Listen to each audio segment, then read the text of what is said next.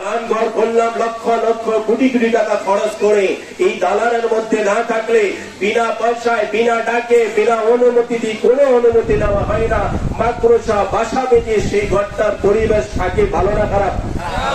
এই ঘরের মধ্যে বসবাস করতে হলে আগে কি করতে হবে? আগে কি করতে হবে? পরিষ্কার করা ছাড়া কি এই ঘরের মধ্যে সুন্দর ভালোভাবে কোন মানুষ বসবাস করে কি শান্তি পাবে? এটা কি সুন্দর হবে? এই জায়গাটা কি ভালো হবে? আল্লাহ পাক রব্বুল আলামিন বলেন, বান্দারে তোমাকে আমি একটা তলব দিলাম, একটা দিলাম, এই আত্মার মধ্যে যদি আমি আল্লাহ না থাকি, আমার নবী না থাকে, আমি আল্লাহ নাই, আমার রাসূলের প্রেম নাই, মুহাব্বত নাই, ওই জায়গার মধ্যে খালি থাকে না, ওই জায়গাটার মধ্যে তোমার আত্মায় কলবের মধ্যে গিয়ে শয়তান বাসা বাঁধে। বলেন নাউযুবিল্লাহ। আমরা কি কলবের মধ্যে শয়তানের জায়গা দিতে চাই? আওয়াজ দিয়ে বলেন, শয়তানের জায়গা দিতে চাই? তাহলে এই অন্তরের মধ্যে এই কলবের মধ্যে জায়গা হবে কার? এই কলবের মালিক কে? তাহলে আল্লাহকে ডাক দিয়ে কলবটাকে পরিষ্কার রাখা দরকার আছে না নাই? আল্লাহর কথা স্মরণ করে পরিষ্কার রাখা দরকার আছে না নাই? আমি অত্যন্ত আনন্দিত এবং অত্যন্ত সৌভাগ্যবান যে আজকের এই দরবারে আমি প্রথম এসেছি সেই কুমিল্লা সদর থেকে।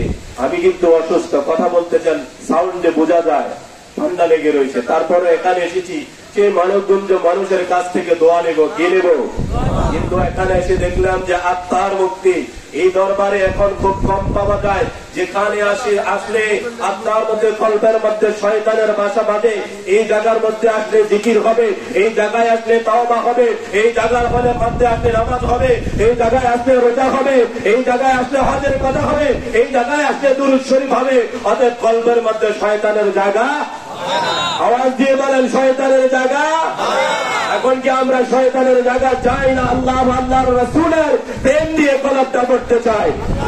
এত জিকির করি আল্লাহ আল্লাহ আল্লাহ আল্লাহ আল্লাহ আল্লাহ আল্লাহ মহব্বতে আল্লাহ আল্লাহ আল্লাহ আল্লাহ আল্লাহ আল্লাহ আল্লাহ আল্লাহ আল্লাহ আল্লাহ আল্লাহ আল্লাহ আল্লাহ আল্লাহ তাকলি বান্দা আল্লাহ আল্লাহ দাওয়া আল্লাহ আল্লাহ আল্লাহ আল্লাহ তাকলে পরে গুনাহ হবে বাওয়া আল্লাহ আল্লাহ আল্লাহ আল্লাহ আল্লাহ আল্লাহ মাশাআল্লাহ আল্লাহ আল্লাহ।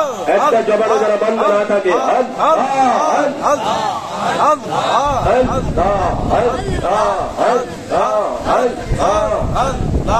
আল্লাহ আল্লাহ আল্লাহ আল্লাহ আল্লাহ আল্লাহ তাকলে পাদে গোলা হবে মাওয়া আল্লাহ আল্লাহ আল্লাহ আল্লাহ আল্লাহ আল্লাহ লা ইলাহা ইল্লাল্লাহু মুহাম্মাদুর রাসূলুল্লাহ সাল্লাল্লাহু আলাইহি ওয়াসাল্লাম। মুআজ্জাজ মুহতারাম, সম্মানিত মুসল্লিয়ানে কেরাম, মুরব্বিয়ানে আযম, দিনদার পরেশকার ইমানদার মুমিন মুসলমান ভাইরা, আজকের এই পবিত্র মাহফিলে সম্মানিত সভাপতি পীরে কামেল রাহনুমায়ে শরীয়ত ও তরিকত হযরত মাল্লামা শাহ কাদের কিবরিয়া কুদরি কিবলা সাহেব মাত্তাজিল্লাহুল আলী বারাকাল্লাহু ফি হায়াতিহি উপস্থিত আছেন খানদুরা দরবার শরীফের পীর সাহেব হুজুর কিবলা, আর উপস্থিত আছেন অনেক উলামায়ে কেরাম। আজকের এই উলামায়ে কেরামের এখানে একটা মিলন মেলা, বলেন না সুবহানাল্লাহ। উলামায়ে কেরাম যেখানে আসে সেখানে আল্লাহর রহমত বরকত শান্তি আছে না নাই? আল্লাহ পাক রব্বুল আলামিন আজকের এই মিলন মেলার মাঝে দিয়ে আমাদেরকে উপস্থিত হওয়ার জন্য তৌফিক দান করেছেন। কথা বলার জন্য, আমরা শোনার জন্য, আমল করার জন্য, জবানটা দিয়ে জিকির করার জন্য আজকের এই সুন্দর পরিবেশের মধ্যে আপনাকে আমাকে আসার বসার তৌফিক যিনি দিলেন, ওই মনিবের দরবারে খুশি চিত্তে আওয়াজ দিয়ে মনের ক্লেশ দূর করে উচ্চ আওয়াজে জবান করে একবার শুকর গুজার করে বলে পড়ি নেই আলহামদুলিল্লাহ। আল্লাহ পাক রব্বুল আলামিন বান্দা যখন বলেছিলাম একটা কল্প যখন আল্লাহ দিল, ওই কল্পের মধ্যে যখন বান্দা যখন একটা গুনাহ করে, ওই কল্পের মধ্যে একটা দাগ পড়ে যায়। এই কল্পের মধ্যে যখন গুনাহ করতে করতে শয়তান ওয়াসওয়াসা দিতে দিতে সেই কল্পের মধ্যে জায়গা হয় কার? আওয়াজ দিয়ে বলেন কার? তাহলে আমরা আগে বলেছিলাম এখানে কিন্তু শয়তানের জায়গা দেওয়া যাবে। আর শয়তানের জায়গা যদি আমরা না দিতে চাই, এই আত্মার খোরাক আমরা যদি সেই শয়তানের ওয়াসওয়াসা থেকে বাঁচতে চাই, শয়তানের ওয়াসওয়াসা থেকে দূরে শয়তানকে দূরে সরাতে চাই, তাহলে আমরা আমাদের একটা সম্পর্ক রাখতে হবে আল্লাহ ওয়ালাদের সাথে। বলেন ঠিক কিনা? আওয়াজ দিয়ে বলেন ঠিক কিনা? বায়াতের মাধ্যমে আল্লাহ ওয়ালাদের সাথে একটা সবক নিয়ে যখন সম্পর্ক রাখবো, যখনই শয়তান আসবো দরবারে যে হাজিরা দিব, তাহলে এখানে কি তওবা হয় কি হয় না? আওয়াজ দিয়ে বলেন হয় কি হয় না? তওবা করলে গুনাহ থাকে না চলে যায়? তওবা করলে গুনাহ থাকে না চলে যায়? আল্লাহ পাক রব্বুল আলামিন বলেন, বান্দারে তুমি যখন গুনাহ করবি, গুনাহ করতে করতে পাহাড় পরিমাণ গুনাহ করে ফেলবা, ওই গুনাহ করার পরও যখন আমি আল্লাহর কাছে একটা ডাক দাও, আল্লাহ পাক রব্বুল আলামিন বলেন, বান্দারে একটা ডাক দেওয়ার পরে যখন আমি আল্লাহকে ডাক দিলা, আল্লাহ, সবাই বলেন না আল্লাহ, আল্লাহ, কত আদর করে বলেন না আল্লাহ। আল্লাহ বলেন, বান্দারে আমাকে ডাক দিলা একবার, তুমি বান্দা ডাকলে আমাকে একবার, আর তোমার ডাকে আমি সারা দেই 70 বার। আরো আপনি বলেন সুবহানাল্লাহ। আমরা আল্লাহকে ডাকলাম কয়বার? একবার। আর আপনাকে আল্লাহ স্বাগত জানিয়ে নেওয়ার জন্য বলে, আমার বান্দা পথ খারাপ হয়ে গেছে, পথ কষ্ট হয়ে যখন এই বিপদের মুসিবতের সময় আমাকে আল্লাহ বলে একবার ডাক দিল, আমি আমার বান্দাকে রহমতের কোলে টেনে নেওয়ার জন্য, আমার রহমতের দিকে নেওয়ার জন্য আমি আল্লাহ 70 বার সারা দেই। সুবহানাল্লাহ। তাহলে আল্লাহকে ডাকলাম কয়বার? সবাই বলেন কয়বার? আমার আল্লাহ আপনাকে স্বাগত জানিয়ে নেওয়ার জন্য রহমতের দিকে আল্লাহ ডাক দিলেন কয়বার?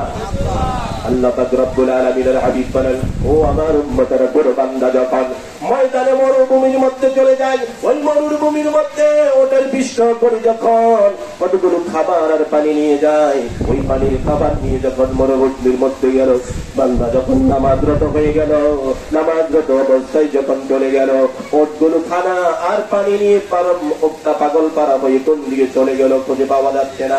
নামাজের সালাম ফিরিয়ে দেখি খানাও নাই, ওটও নাই, পানি নাই, কিন্তু মরুভূমির মধ্যে সবচেয়ে বিষণ্ণ হলো পানি। বলেন ঠিক কিনা? পানি না পেয়ে, খানা না পেয়ে লোকটা পাগল পাড়া হয়ে গেল। হায় হায় আফসোস করতে লাগলো, পাগলের নাই, এই মরুভূমির মধ্যে আমাকে পানি দিদি গিয়ে খাদ্য দিদিকে কোথেকে নিয়ে আসবো? এমন সময়ের ওই ঘোড়াটা, ওই ওটটা আবার দৌড়ে মানিবের কাছে এসে হাজির হয়ে গেল। বলেন সুবহানাল্লাহ। আল্লাহ নবী সাল্লাল্লাহু আলাইহি ওয়াসাল্লাম ফরমান, ও বান্দারে, এই মরুভূমির ময়দানের মধ্যে ওই যখন বান্দা ঘোড়াটা হারিয়ে ফেললো, খানা হারিয়ে ফেললো, পানি হারিয়ে পাগল পাড়া হয়ে গেল, যেমন সময়ের মধ্যে যখন সেই আসে, যখন আসলো, সেই আসার পরে যতটুকু তৃষ্ণার্ত ফিরে পেয়ে গেল, এমন পাগল পাড়া হওয়ার পরে ওই ঘোড়াটা পানি পাওয়ার পরে, খাবার পাওয়ার পরে যতটুকু শান্তি পেল, আমার বান্দা কোনো কোনো যখন বান্দা যখন পথহারা হয়ে পাগল পাড়া হয়ে চলে যায়, আমি আল্লাহ পাক রব্বুল আলামিনকে যখন আমার ডাক দেয়, আমি আল্লাহ পাক রব্বুল আলামিন যেমন বান্দা খুশি হয়ে গেল ওটার খানা পিনা পেয়ে, আমার বান্দাকে পাওয়ার পরে আমি তার চাইতে হাজার হাজার গুণ আর বেশি খুশি হয়ে যায়। বলেন সুবহানাল্লাহ। তাহলে আমরা যখন এই দরবারের মধ্যে আসি, স্বর্ণকারের দোকানে যখন স্বর্ণ নিয়ে যাওয়া হয়, স্বর্ণটাকে পুড়িয়ে ছাই করে মেডিসিন দিয়ে যাচাই করা হয়, সেটা খাঁটি কিনা? বলেন ঠিক কিনা? আত্মার মূর্তি দরবারে দেখানো নয়। কোন দরবারে আপনি যখন যাবেন, সর্বপ্রথম আপনাকে তওবা করায় পরিষ্কার পরিচ্ছন্ন করে আপনাকে বায়াত করে সেই বায়াতে রাসূল গ্রহণ করাবে। বলেন ঠিক কিনা? আর আওয়াজ দিয়ে বলেন ঠিক কিনা? তাহলে আমরা দরবারে যদি আসি, আমি তওবা করার কারণে আমার গুনাহগুলো আল্লাহ মোচন করে দেয়। বলেন সুবহানাল্লাহ। শুধু গুনাহ মোচন করে বলে আল্লাহ বলেন না, আমি ও বান্দারে যখন তুমি তওবা করো তোমার গুনাহগুলো আমি শেষ করে দেই। আবার যখন গুনাহ আমি শেষ করি, গুনাহ মোচন করার পরে পরে তোমার আমলনামায় যতগুলো গুনাহ আছে সমস্ত গুনাহগুলো আমি আল্লাহ সওয়াবে পরিণত করে দেই। বলেন সুবহানাল্লাহ। জোরে জোরে বলেন আল্লাহু আকবার। তাহলে আমরা যদি দরবারে আসি আমাদের লাভ না লস? আসার পরে আমরা জিকির করি, সালাত আদায় করি, তওবা করি। এই তওবার মাধ্যমে আপনার আমার গুনাহগুলো মোচন হয়ে যায়। জিকিরের মাধ্যমে আল্লাহ কলবগুলো পরিষ্কার করে যায়। নামাজের মাধ্যমে আল্লাহ ওয়ালা হওয়া যায়। বলেন না সুবহানাল্লাহ। তাহলে আমরা দরবারে আসতে চাই কি চাই না? এই দরবারে ফাদের কিবলা হুজুর সাহেব কবলার কিবলা হুজুর কবলার হাতে বায়াত হতে চাই কি চাই না? বায়াত হলে আমরা লাভ লালস, আওয়াজ দিয়ে বলেন লাভ লালস। তাহলে দরবারে আসলে আমরা কদম দিলে, হাজিরা দিলে, সব কিছুর মধ্যে আমরা যখন আসি এই গণ্ডির ভিতরে এখন শয়তান আসবে না। কেননা আমরা জিকিরের মধ্যে আছি, আমরা তওবার মধ্যে আছি, আমরা সুবহানাল্লাহ বলি, আমরা দুরূদ শরীফ পড়ি, এগুলো আমল করতেছি। শয়তান বলবে এই জায়গায় গিয়ে বাদ হবে না, আমি আমার জায়গার মধ্যে চলে যাই। অতএব যে দরবারের মধ্যে যখন আসি তাহলে শয়তানও সেখানে ঢোকা দেওয়ার কোনো সুযোগ। তাহলে আমরা এই দরবার আসতে চাই কি চাই না? আওয়াজ দিয়ে বলেন চাই কি চাই না? একদিন রাখবো না, সম্পর্কটা সবসময়। আপনি যদি একত্র নামাজ না পড়ে বছর ঈদের নামাজ পড়বেন, সপ্তাহে একদিন গিয়ে জুম্মার নামাজের হাজিরা দেওয়া হবে, এটা কি নামাজি? আওয়াজ দিয়ে বলেন এটা কি নামাজি? এটা কি মসজিদের সাথে সম্পর্ক? ইমামের সাথে সম্পর্ক হয়? গরিব গরিব কোন ব্যবধান নয়। যে মসজিদে 5 ওয়াক্ত নামাজ পড়ে ইমাম মুয়াজ্জিনের সাথে তাদের সাথে সম্পর্ক হয় কি হয় না? দরবারে যে বেশি বেশি আসা যাওয়া করে হুজুরের এক নজর তার উপরে কম না বেশি? আওয়াজ দিয়ে বলেন না সবাই কম না বেশি? তাহলে দরবারের সাথে আমাদের সম্পর্ক কম হবে না বেশি হবে? আল্লাহ পাক আমাদেরকে তৌফিক দান করে সকলে বলি আমিন। আল্লাহ পাক রব্বুল আলামিন বলেন বান্দা যখন তোমার বান্দা যখন তওবা করবে, ও বান্দা তোমার জীবনের সমস্ত গুনাহগুলো ক্ষমা করে আমি আল্লাহ তোমাকে একটা নিষ্মাসুম বাচ্চায় পরিণত করে দেই। বলেন সুবহানাল্লাহ। আমরা নামাজ পড়বো, এই দরবারে আসবো, আসলে আমাকে তওবার মাধ্যমে পরিপূর্ণ করে পরিষ্কার পরিচ্ছন্ন করে দিল। আমরা যদি তওবা এখানে আয়সা করি, আমরা যদি এখানে নামাজ পড়ি, এখানে আয়সা জিকির করি, আমাদের কি লস হবে? আওয়াজ দিয়ে বলেন না লস হবে? আমরা যদি সব সময় আসেন এই জায়গাটা কি পরিষ্কার পরিচ্ছন্ন থাকবে না অপরিষ্কার থাকবে? এই জায়গাটার আজকের পরিবেশ সুন্দর না অসুন্দর? এটা কি আপনারা আসার কারণে না আসার কারণে? আমরা এরকম সব সময় যদি এই দরবারের মধ্যে সম্পর্ক রাখি, আসা যাওয়া করি প্রতি মাসে, আসা যাওয়া করি প্রতি সপ্তাহে, তাহলে আমাদের এই জায়গার মধ্যে বিচরণ করলে আপনার আমার আত্মার খোরাক মিলবে কি মিলবে না? আওয়াজ দিয়ে বলেন মিলবে কি মিলবে না? আল্লাহ পাক আমাদেরকে এই দরবারে এসে হাজিরা দেওয়ার তৌফিক দান করে সকলে বলি আমিন। আমার সময় দিয়েছিল, এই নির্দিষ্ট সময় পুরিয়ে আসার আগে আমাকে টোকেন দিয়ে দিয়েছে ওদের আলোচনা শেষ করে। আপনারা এই দরবারের মধ্যে আসবেন, ওলামায়ে কেরাম আসবে।